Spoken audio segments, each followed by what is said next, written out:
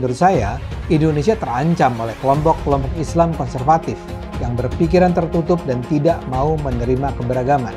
Sebagian umat Islam percaya keturunan Nabi Muhammad pasti bersih dari dosa, kesalahan, dan kejahatan. Kata-kata dan perilakunya harus dijadikan teladan. Dengan segenap atribut yang dibawanya itu, nama Habib Bahar menjadi terkenal. Bukan cuma soal kehabiban yang dipersoalkan, cara membaca Bahar itu kacau, belepotan, salah, dan membingungkan. Seharusnya bacaan Arab itu kan dibaca dari kanan ke kiri, tapi dalam video itu Bahar membaca teks di kitab kuning itu dimulai dari kiri ke kanan seperti dia membaca teks berbahasa Indonesia. Bahar sebagai ulama palsu alias ulama gadungan atau ulama abal-abal. Salah satu yang jadi sorotan adalah ketidakmampuan Bahar dalam membaca kitab kuning dengan teks Arab gundul. Bahar seringkali menggunakan hadis palsu dalam ceramah-ceramahnya untuk mencari keuntungan. Misalnya saja ketika Bahar mengutip hadis saat banyak orang meragukan kehabibannya. Berdasarkan hadis yang ia kutip, Bahar menuduh orang yang meragukan kehabibannya sebagai munafik. Bahar bahkan menantang pihak yang meragukan silsilahnya membongkar makam Nabi Muhammad guna melakukan tes DNA untuk kemudian dibandingkan dengan DNA Bahar. Ini tentu saja tidak masuk akal. Bagaimana mungkin kita membongkar makam Nabi dan melakukan tes DNA? Ia pun pernah dilaporkan karena dalam ceramahnya menghina Jenderal Dudung Abdurrahman. Menurut Bahar, Dudung masih menyembah pohon jika tidak ada ulama atau Habib Arab. Jadi sebenarnya banyak hal yang bisa digunakan untuk mempertanyakan keulamaan Bahar Smith. Tapi ya karena dia berhasil membuat masyarakat percaya bahwa dia adalah keturunan Nabi Muhammad, segenap cacatnya itu kerap tidak mempan mengubah kepatuhan mereka terhadap Bahar. Habib Bahar bin Smith lagi di roasting oleh Johan Riyadi nih alias Guru Gembul. Guru Gembul ini adalah seorang pendidik sekaligus konten kreator. Nah, dia bilang kalau Bahar itu ulama palsu alias gadungan. Yang jadi alasan Bahar nggak bisa baca kitab kuning. Kitab kuning ini adalah kitab yang pakai tulisan Arab yang nggak pakai harokat. Nah, waktu itu Bahar diundang di podcast Refli Harun dan membaca kitab kuning. Anehnya, cara baca Bahar ini belepotan dan tak lazim. Biasanya kalau baca kitab kuning dimulai dari kanan ke kiri, tapi Bahar sebaliknya. Guru Gembul juga menuduh Bahar sering pakai hadis palsu dan pamer kekayaan. FYI, Bahar emang dikenal Habib yang kontroversial. Ceramahnya sering provokatif dan beberapa kali berurusan dengan hukum. Perilaku Bahar banyak dikritik orang karena tak mencerminkan ajaran Islam dan keturunan Nabi. Itu gimana? Si buat leret atau soal mau sweeping Habib? Habib apa? Suruh sweeping anak gitu? Suruh datang, suruh sweeping anak. Karena mau lihat nyalinya dia. Coba suruh sweeping anak. Jelas, alamat anak itu jelas. Suruh sweeping coba. Coba suruh sweeping. Dia mau sweeping Habaib. Suruh sweeping anak. Pondok pesantren Tajul Alawiyin, Desa Pabuaran, Kecamatan Kemang, Bogor. Sudah datang, boleh mau sweeping. Kalau nggak dia pulang tinggal kepala bukan anak Bahar bin Smith. Kalau dia pulang bukan kepala bukan anak Indonesia Timur. Bukan anak orang Sulawesi. Banyak orang hari ini jadi mempertanyakan nasab para habaib atau klan Ba'alawi yang ada di Indonesia. Kenapa kemudian diragukan bahwa mereka ini adalah keturunan Nabi Muhammad SAW? Karena para habib-habib ini itu sudah keterlaluan gitu ya. Mereka sudah kayak merasa di atas angin gitu ya. Terus kemudian mau bertindak semena-mena. Dari pernyataan Bahar itu, kita jadi kemudian semakin meragukan gitu, semakin curiga. Oh, jangan-jangan emang nggak ada nasabnya gitu. Penelitian Kiai Imaduddin ini ditemukan bahwa ternyata para habaib yang ada di Indonesia dari klan Ba'alawi ini nggak ada silsilahnya kepada Nabi Muhammad SAW. Sekarang coba buktikan bahwa para habaib yang ada di Indonesia itu adalah keturunan Nabi Muhammad SAW. Nasabnya seperti apa? Sudah setahun lebih para habaib ini diberikan waktu untuk memberikan bukti, ternyata mereka tidak mampu untuk membuktikannya. Menurut saya, Indonesia terancam oleh kelompok-kelompok Islam konservatif yang berpikiran tertutup dan tidak mau menerima keberagaman. Sebagian umat Islam percaya keturunan Nabi Muhammad pasti bersih dari dosa, kesalahan, dan kejahatan. Kata-kata dan perilakunya harus dijadikan teladan. Dengan segenap atribut yang dibawanya itu, nama Habib Bahar menjadi terkenal. Bukan cuma soal kehabiban yang dipersoalkan, cara membaca Bahar itu kacau, belepotan, salah, dan membingungkan. Seharusnya bacaan Arab itu kan dibaca dari kanan ke kiri. Tapi dalam video itu Bahar membaca teks di kitab kuning itu dimulai dari kiri ke kanan seperti dia membaca teks berbahasa Indonesia. Bahar sebagai ulama palsu alias ulama gadungan atau ulama abal-abal. Salah satu yang jadi sorotan adalah ketidakmampuan Bahar dalam membaca kitab kuning dengan teks Arab gundul. Bahar seringkali menggunakan hadis palsu dalam ceramah-ceramahnya untuk mencari keuntungan. Misalnya saja ketika Bahar mengutip hadis saat banyak orang meragukan kehabibannya. Berdasarkan hadis yang ia kutip, Bahar menuduh orang yang meragukan kehabibannya sebagai munafik. Bahar bahkan menantang pihak yang meragukan silsilahnya membongkar makam Nabi Muhammad guna melakukan tes DNA untuk kemudian dibandingkan dengan DNA Bahar. Ini tentu saja tidak masuk akal. Bagaimana mungkin kita membongkar makam Nabi dan melakukan tes DNA? Ia pun pernah dilaporkan karena dalam ceramahnya menghina Jenderal Dudung Abdurrahman. Menurut Bahar, Dudung masih menyembah pohon jika tidak ada ulama atau habib Arab. Jadi sebenarnya banyak hal yang bisa digunakan untuk mempertanyakan keulamaan Bahar Smith. Tapi ya karena dia berhasil membuat masyarakat percaya bahwa dia adalah keturunan Nabi Muhammad, segenap cacatnya itu kerap tidak mempan mengubah kepatuhan mereka terhadap Bahar. Assalamualaikum Beb, mau nanya teman saya keturunan Nabi Muhammad SAW, tapi tidak berdakwah, apa sia-sia gelar keturunan Nabinya? Enggak lah. Sekarang nak tanya sama ente, keturunan Nabi Muhammad, para habaib, jangankan dia pekerjaan sia-sia. Andaikan dia gila, tetap dia itu habib. Karena ini zatiyun, masalahnya zat, darah, daging. Orang berilmu, ketika ilmunya hilang, dia nggak dipanggil orang alim lagi.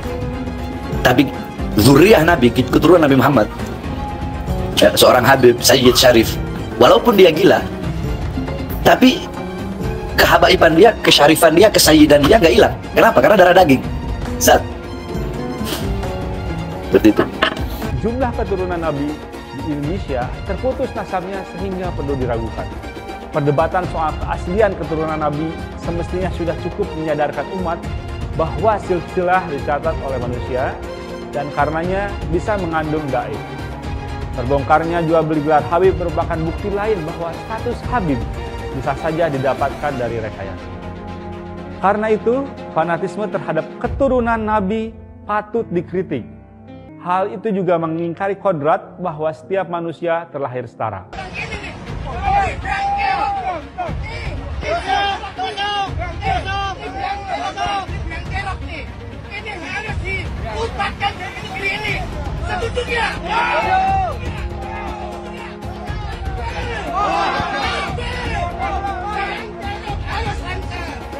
Jangan sampai hidup lagi di sini. Selagi masih ada ini, negara ini tidak akan aman. Tidak akan aman. Tidak akan aman. Semakin miskin, semakin tarut tajur ini. Allah Akbar. Allah Akbar. Allah Akbar. Sallallahu Muhammad. Buaya, goblok, acak-acak bangsa, rakyat kita, beras mahal, beras mahal, Baik, pada musik. rakyat menjerit, beras mahal.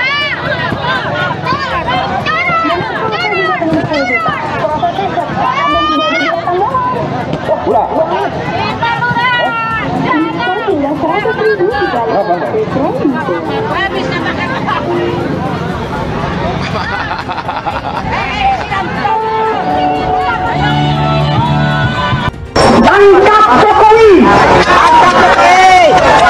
Adili Jokowi. Penjarakan Jokowi. Miskinkan Jokowi.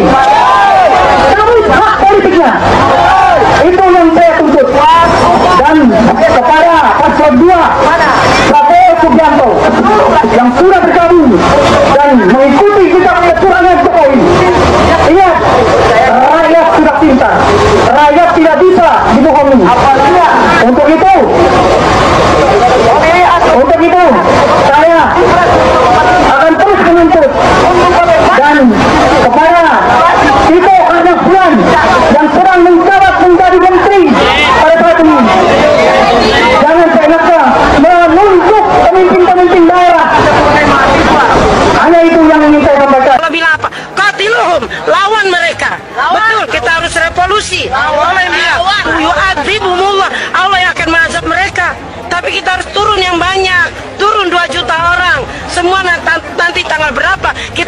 sampai turun. Ini perintah Allah. Karena mereka sudah zalim, mereka sudah jahat, maka Allah perintah qatiluhum yu'adzibumullah biaidikum. Allah akan hancurkan mereka. Tapi lewat tangan kita ngapain? Turun ke bawah, kita ikut sama-sama. Ya Rab, aku hadir seluruhnya. Umat Islam, umat-umat yang beriman harus hadir nanti tatkala ada, kita akan mengadakan turun ke jalan. Jangan cuma 100.000, 2 juta orang harus turun. Seluruh Indonesia serukan untuk mereka datang. Bahwa ini perintah Allah dan kita laksanakan sami'na wa ata'na. Seharusnya pemilu diulang sampai Anies menang. Rakyat sudah cerdas, sudah pintar, ya, tidak mau dibodohi lagi oleh order-order atau pecundang-pecundang pengkhianat-pengkhianat bangsa yang merongrong rakyat Indonesia, yang menghancurkan kedaulatan Indonesia. Ingat, kami merasa dicurangi. Saya tetap melawan. Saya akan turunkan pasukan-pasukan, bahkan rakyat Indonesia saya serukan semuanya harus turun di jalan. Kampung KPU, kampung KPU, kampung KPU. Takbir! Takbir! Jangan lupa, umat Islam di jagat raya salatnya tidak akan diterima oleh Allah Subhanahu wa taala kalau tidak mau mendoakan Habib. Umat Islam mulai gaya, mulai mengkoreksi Habibnya, mulai mengkoreksi ulama-ulama dari anak cucu Nabi Muhammad SAW. Orang yang seperti itu mirip dengan iblis. Aneh sekaligus sangat mencengangkan ketika ada seorang Habib Novel Al-Idrus mengatakan umat Islam mulai gaya, mulai berani mengkoreksi Habibnya. Pertanyaan saya, umat Islam yang mana yang Anda katakan bergaya? Umat Islam Indonesia atau umat Islam yang mana? Lantas ketika Anda memiliki nasab Habib, ketika ada kekeliruan, ada kesalahan, ada kepleset, apakah kemudian kita tidak boleh mengkoreksi? Apakah tidak boleh mempertanyakan kalau memang DNA Habib Anda dan kawan-kawan Anda misalnya nggak mau diusik, silahkan cek DNA. Itu kalau yang benar-benar Habib, bukan malah menjelek-jelekan santri, menjelek-jelekan pribumi, menjelek-jelekan umat Islam dengan mengatakan gaya dan sebagainya macam. Ini kan keblinger cara berpikirnya. Misalkan kita sebut si Bahar Smith tuh, statementnya apa? Berguru pada satu Habib yang jahil, bodoh gitulah kasarnya ya. Itu lebih baik dibanding belajar atau menuntut ilmu dari 7 orang kiai atau ustadz. Ini kan otaknya di mana? Itu kan hadis nggak ada, hadis palsu. Bahkan di hadis palsu mungkin nggak ada, itu ngarang sendiri dia dari mulut kotornya. Jadi inilah yang kemudian dikatakan ulama-ulama su, ulama-ulama yang kemudian memakai ayat-ayat dalil untuk kepentingan dirinya pribadi. Orang yang mengaku dirinya Habib atau zuriat Nabi, yang paling terkemuka itu adalah suara-suaranya Bahar bin Smith. Ini tentu saja sebuah bentuk kemunafikan yang dilakukan oleh mereka yang menyebut dirinya keturunan Nabi. Omong kosong itu. Malah ketika diingatkan, mulutnya bukan makin baik, malah makin kasar, menuduh orang curut. Dan yang lebih hebat lagi, saya ada nonton juga itu, ada yang mengatakan Habib yang lain lagi, aku dirinya Habib. Itu siapa yang mengawini Syarifah, itu nggak akan ditegur nanti oleh Rasulullah di hari akhirat. Itu nggak mungkin Nabi Muhammad akan berbicara seperti itu. Habib Bahlul lebih baik para 70 kiai. Keyakinan agama apa gitu ya. Kalaupun ini hadis, itu harus ditolak.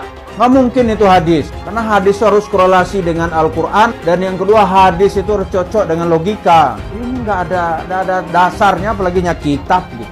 Para Habib ini mencoba ya membangun kasta baru dalam Islam gitu. Kasta, tolonglah saudara-saudara yang mengaku zuriat Nabi itu jangan dirusak lah yang sudah berjalan selama ini. Jangan dipecah dengan adanya kasta-kasta baru, mengatasnamakan Tuhan, mengatasnamakan Nabi Muhammad. Seolah-olah kalian ini pemegang kunci surga. Mereka menyatakan dirinya mulia, kita jauh lebih mulia. Ayo, dalam bidang apa? Prestasi apa? Mana ada Yaman berprestasi? Tionghoa banyak. Dari bulu tangkis macam-macam, dari kegiatan bisnis, keren gitu. Kalau si Dowir Habaib, nggak ada apa-apanya. Makanya dia jualan nasab, karena kalah bersaing dengan pribumi dan Tionghoa. Mereka tuh pemalas, pembohong, ngaku-ngaku cucu Kanjeng Nabi. Ya nggak bisa, mereka aja rezekinya dari pribumi kok gitu. Kalau pribumi rezekinya dari kerja keras. Jangan takut ngomong Habib Dhowir, Habib goblok. Karena Habib itu sudah menghina duluan. Habib itu mengatain pribumi itu ahwal, tidak sederajat. Ngomong karomah itu bohong semua itu. Habaib itu. Memadamkan api neraka jahanam Mi'raj. Berapa kali? 70 kali sehari. Datuknya itu bisa membuat rantai emas dari yang dibentangkan dari langit ke bumi. Ya kan goblok gitu. Itu gitu, goblok gitu. Nggak masuk akal gitu. Kenapa? Goblok yang nggak apa-apa gue bilang goblok Habaib. Karena Habaib sudah mengatain gua ahwal, sudah mengatain gua tidak sederajat. Satu Habib, walaupun Habibnya jahlun, maksudnya bodoh kata Iwan, itu ukurannya perbandingannya amat 70 kiai yang alim. Kami adalah majikan kalian. Kami adalah pemilik bangsa. Kami adalah pemilik kedaulatan Indonesia. Karena Anda saudara. Pancasila Soekarno, ketuhanan ada di pantat. Anak Tuhan dari mana? Kalau Yesus anak Tuhan, bidangnya siapa? Besok di seluruh wilayah Indonesia kami katakan dan karena di salib itu ada jin kafir. Karena di salib itu ada jin kafir. Karena di salib itu ada jin kafir. Haleluya. Kepalanya ke kiri apa ke kanan? Kepalanya ke kiri apa ke kanan? Tetap percaya salib itu lambang mulia, bukan jin. Kok ketawa? Aku nggak nyindir siapa-siapa loh. Hai teman-teman, tahun ini adalah tahun yang bagus untuk trading di market crypto, terutama Bitcoin, ataupun meme coin seperti Dogecoin dan kripto lainnya. Teman-teman bisa gunakan kesempatan ini untuk mencari cuan dengan trading di market crypto. Untuk situs trading, saya rekomendasi untuk menggunakan aplikasi Okta. Karena personally, saya menggunakan aplikasi ini. Alasan lainnya kelihatan di sini, untuk aplikasi Okta sudah dapat penghargaan sebanyak ini sebagai aplikasi trading dan investasi terbaik di Asia sejak beroperasi di tahun 2011. Untuk aplikasi Okta merupakan tempat yang lengkap buat teman-teman untuk trading kripto, forex, saham global, dan lainnya. Untuk trading, teman-teman cukup registrasi dengan menggunakan link di kolom deskripsi, lalu deposit, tentukan apa yang ingin kalian tradingkan, lalu tekan tombol buy. Sesimpel itu. Untuk minimal deposit, cuman Rp400.000 saja. Jadi cocok banget untuk pemula. Investasi di aplikasi Okta, kita tidak dikenakan fee sama sekali. Saat ini lagi ada promo spesial. Welcome bonus buat kamu yang register dan deposit. Teman-teman akan dapatkan 100% dari jumlah deposit pertama. Contohnya teman-teman deposit 1 juta, maka akan menjadi 2 juta. Karena welcome bonus 100% dari jumlah depositnya. Jika ada pertanyaan, teman-teman bisa hubungi WhatsApp di kolom deskripsi. Saya juga mau mengajak teman-teman untuk bergabung di komunitas trading yang ada di kolom deskripsi. Di sana saya akan memberikan sinyal trading yang bisa teman-teman ikuti. Seperti biasa, kalau kamu suka dengan video ini, jangan lupa komen, klik like, dan subscribe. Saya baru saja dengar Majelis Ulama Indonesia alias MUI menyatakan bahwa umat Islam tidak boleh menyampaikan salam agama lain. Fatwa itu diputuskan melalui Ijtima Ulama, Komisi Fatwa se-Indonesia ke-8 di Kabupaten Bangka, Provinsi Kepulauan Bangka Belitung pada 1 Juni lalu. Kalau Anda agak bingung, yang dimaksud di sini adalah salam-salam yang sering diucapkan di awal sebuah acara yang hadirinnya memiliki latar belakang agama yang berbeda-beda. Artinya, kalau mengucapkan salam, cukup Assalamualaikum. Jangan sebut salam-salam agama lain. Menurut MUI, diharamkan bagi umat Islam untuk membaca salam-salam di luar Assalamualaikum. Itu dilarang karena masing-masing salam memiliki doanya sendiri-sendiri. Jadi, kalau seorang pejabat misalnya akan membuka sebuah acara, dia biasanya akan menyebut Assalamualaikum warahmatullahi wabarakatuh, Shalom, Om Swastiastu, Namo Buddhaya, Salam Kebajikan. Doa-doa inilah yang dipersoalkan MUI. Ketua MUI Bidang Fatwa, Profesor Asrorun Niam Soleh, mengatakan mengucapkan salam berbagai agama merupakan penggabungan ajaran berbagai agama yang tidak mengikuti syariat Islam. Ini katanya bukanlah perwujudan toleransi dan moderasi. Om Swastiastu yang berasal dari agama Hindu berarti semoga selamat dalam lindungan Ida Sang Hyang Widiwasa. Namo Buddhaya yang berasal dari agama Buddha berarti terpujilah Buddha. Yang agak netral adalah Shalom dari Kristen yang berarti damai sejahtera. Menurut Prof. Niam lagi, toleransi umat beragama harus dilakukan selama tidak masuk ke dalam ranah akidah, ibadah ritual, dan upacara-upacara keagamaan. Dia bahkan menyebut mengucapkan selamat hari raya agama lain, menggunakan atribut hari raya agama lain, atau memaksakan untuk mengucapkan atau melakukan perayaan agama lain adalah hal yang terlarang dalam Islam. Pengucapan salam yang berdimensi doa khusus agama lain oleh umat Islam hukumnya haram, ujarnya. Ia mengatakan dalam forum yang terdiri atas umat Islam dan umat beragama lain, umat Islam bisa mengucapkan salam dengan Assalamualaikum, disertai salam nasional atau salam lainnya seperti selamat pagi yang tidak mencampur adukan salam doa agama lain. Buat saya keputusan Ijtima Ulama ini mencengangkan dan sangat memprihatinkan. Gini, saya sendiri termasuk orang yang tidak pernah mengucapkan rangkaian salam berbagai agama. Jadi kalau saya memulai pidato misalnya, saya akan langsung menyebut selamat pagi atau siang atau sore. Saya tidak akan menyampaikan Assalamualaikum, Shalom, dan seterusnya. Tapi itu saya lakukan bukan karena saya menganggap tindakan itu haram. Saya melakukannya karena alasan praktis. Kalau saya harus membaca semuanya, akan jadi panjang. Dan selalu ada kemungkinan saya keseleo lidah, salah mengucapkannya. Jadi daripada ribet, saya merasa lebih baik menggunakan ucapan salam Indonesia saja. Sekedar catatan, Ijtima Ulama itu berarti kesepakatan para ulama. Ijtima Ulama di Bangka itu diikuti oleh 654 peserta dari unsur pimpinan lembaga fatwa Ormas Islam tingkat pusat, pimpinan Komisi Fatwa MUI se-Indonesia, pimpinan pesantren tinggi ilmu-ilmu fikih, serta pimpinan Fakultas Syariah Perguruan Tinggi Keislaman. Kemudian ada juga perwakilan lembaga fatwa negara ASEAN dan Timur Tengah seperti Malaysia dan Qatar, individu cendekiawan Muslim dan ahli hukum Islam, serta para peneliti sebagai peninjau. Kok kayak tidak ada persoalan lain yang lebih serius untuk didiskusikan ya? Misalnya saja, para ulama ini kan kita tunggu-tunggu pandangannya mengenai hal penting yang dihadapi bangsa. Misalnya saja, bolehkah umat Islam melarang pembangunan rumah ibadah agama lain? Bagaimana kita seharusnya menyikapi penyerangan terhadap umat beragama lain? Apa hukumnya? Begitu kan? Atau barangkali soal para pejabat korup yang hasil korupsinya digunakan untuk membiayai umrah kolektif atau untuk dana kurban keluarga atau pembangunan masjid. Jadi kalau sekarang setelah 654 ulama itu bertemu, berdiskusi selama 3 hari, di ujung acara mereka mengeluarkan keputusan bahwa mengucapkan salam berbagai agama itu haram. Buat saya itu betul-betul pertanda, ya maaf ya, keterbelakangan. Saya tidak mengucapkan Assalamualaikum, kecuali kalau saya memang berada di sebuah acara yang hadirinnya adalah 100% umat Islam. Kalau yang saya hadapi umat beragam agama, ya saya harus menghormati semuanya.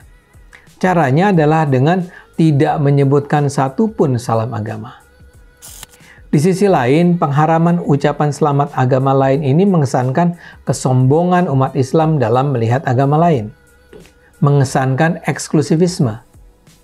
Seperti saya katakan, saya sendiri tidak mau mengucapkan rangkaian salam itu karena alasan ketidakpraktisan. Tapi karena itu, saya bukan saja tidak mengucapkan salam agama Kristen, Hindu, Buddha, dan Konghucu, tapi saya juga tidak mengucapkan salam Islam. Tapi kok para ulama ini malah berkumpul untuk memutuskan, bolehkah kita sebagai umat Islam yang selalu menganggap Islam sebagai agama damai dan toleran, mengucapkan selamat agama lain? Para ulama yang ada di MUI kan mestinya adalah kumpulan ulama yang terkemuka, bukan ulama abal-abal, ulama berkualitas lah. Kok hasilnya begini? Ini menjadi persoalan yang selama bertahun-tahun mengganggu kerukunan hubungan umat Islam dan Kristen. Dalam beberapa tahun terakhir ini, pelarangan ucapan selamat Natal itu seperti sudah mereda. Sekarang dipahami bahwa larangan tersebut tidak pernah dikenal baik dalam Al-Quran maupun Sunnah Nabi Muhammad. Tapi kini, bila MUI mulai kembali dengan mengatakan bahwa salam agama itu terlarang, sebagaimana ucapan selamat Natal haram, kemajuan yang sudah dicapai mungkin akan kembali menyurut. Assalamualaikum itu tentu saja bermakna baik. Arti Assalamualaikum warahmatullahi wabarakatuh adalah semoga Allah melimpahkan keselamatan, rahmat, dan keberkahannya padamu. Tapi tetap saja itu kan mengandung bias Islam. Karena itu menurut saya, kalaulah MUI ingin agar umat Islam tidak perlu mengucapkan salam agama lain, sebaiknya kewajiban mengucapkan Assalamualaikum pun ditiadakan. Jadi aman. Tapi kabar baiknya keputusan MUI ini sudah ditentang oleh tidak lebih dan tidak kurang Kementerian Agama. Dirjen Bimbingan Masyarakat Islam Kemenak, Kamarudin Amin menyatakan salam lintas agama adalah praktik baik kerukunan umat. Ini bukan upaya mencampur adukan ajaran agama katanya, melainkan upaya memperkuat kerukunan dan toleransi. Dia menyebut selama ini salam lintas agama menjadi sarana menebar damai yang juga merupakan ajaran setiap agama. Umat Islam di Indonesia perlu bersama-sama menolak fatwa-fatwa yang bukan saja tidak membawa manfaat, tapi juga membawa keterbelakangan ini.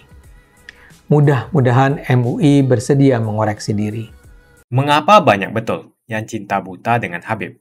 Padahal mereka bisa saja Habib palsu, karena tidak ada tes DNA yang membuktikan bahwa mereka adalah Habib asli. Sebetulnya saya malas sekali membahas tentang nazab, apalagi nazab dari Yaman, karena keturunan Nabi hanya bisa dibuktikan dengan tes DNA. Belum tentu juga dia betulan keturunan Nabi, karena tidak ada tes DNA. Bisa saja dia ngaku-ngaku. Mengapa setiap orang yang ke Arab-Araban yang belum paham betul asal-usulnya, belum jelas nasabnya, apakah betul keturunan Nabi atau bukan, lalu kita junjung habis-habisan, sampai kita cium tangannya berkali-kali. Pengajaran ini harus kita perhatikan baik-baik. Masa kita harus patuh dan hormat kepada Habib yang belum jelas nazab dan keturunannya? Disuruh cek DNA saja dia malah ketakutan. Kebiasaan memuliakan Habib itu seakan-akan hukumnya wajib. Sampai segitunya kalau ketemu orang yang bergelar Habib, dielulukan dan dipuja-puja. Ya kalau itu memang Habib betulan. Kalau dia Habib abal-abal gimana? Zaman serba modern seperti ini, siapa saja bisa mengaku keturunan Nabi, bisa melakukan tes DNA sebelum koar-koar di atas mimbar dakwah sebagai cucu Nabi. Setelah tes DNA, hasilnya harus diumumkan kepada publik apakah yang bersangkutan keturunan Nabi atau bukan. Jangan terus membodohi masyarakat dengan menjual nazab untuk memperbaiki nasibnya sendiri. Jual nazab untuk mengumpulkan pundi-pundi rupiah dan kaya raya dengan membohongi masyarakat. Ya bolehlah seorang Habib kita hormati, asalkan semua mengaku sebagai Habib mau tes DNA. Berani tidak kalian tes DNA? Hasilnya diumumkan di masyarakat. Itu baru adil. Kalau para Habib tidak berani tes DNA, jangan disanjung-sanjung. Apalagi ajaran yang disampaikannya penuh dengan kata-kata kotor sebagai ujaran kebencian. Bisa jadi Habib ini merupakan cucu palsu. Adapun keturunan Arab ini biasanya tidak perlu dipanggil Habib. Hal ini dilakukan agar tidak ada perbedaan kasta. Seakan-akan keturunan Arab derajatnya di atas pribumi dan di atas keturunan Cina. Seakan-akan Cina itu di bawah orang Arab. Tapi saat ini negara Cina sudah menjadi nomor 1 di dunia. Yaman atau Arab bisa apa? Arab seharusnya belajar ke negeri Cina. Seperti kata kitab suci, belajarlah sampai ke negeri Cina. Jadi jangan sampai kalian mencintai orang yang ngaku Habib melebihi cinta kalian terhadap orang tua, bapak, ibu, saudara, dan guru-guru Anda. Mengapa sampai sekarang masih banyak orang yang mencintai Habib tanpa melihat asal-usulnya, tanpa mengetes, cek DNA dia? Siapapun orangnya, mau Habib atau siapapun dia, kalau ngajari untuk membenci orang lain, jangan diikuti. Bagaimana opini kalian semua? Tuliskan opini kalian tentang gelar Habib. Apakah mereka pantas untuk dilakukan cek DNA untuk memastikan mereka betul keturunan Nabi? Jangan mau lagi kita dibohongi dengan nazab-nazab yang mengaku-ngaku sebagai Habib atau keturunan Nabi. Harus ada cek DNA yang membuktikan betul bahwasanya mereka memang keturunan Nabi, supaya rakyat tidak dibodohi lagi. Jika kalian setuju dengan pendapat saya, pastikan Anda semua like video ini. Dan pastikan Anda membagikan video ini ke teman dan family Anda supaya mereka semua mengetahui tentang informasi ini. Tekan tombol subscribe dan bunyikan lonceng notifikasi supaya kamu tidak ketinggalan info dari channel Suara Minoritas.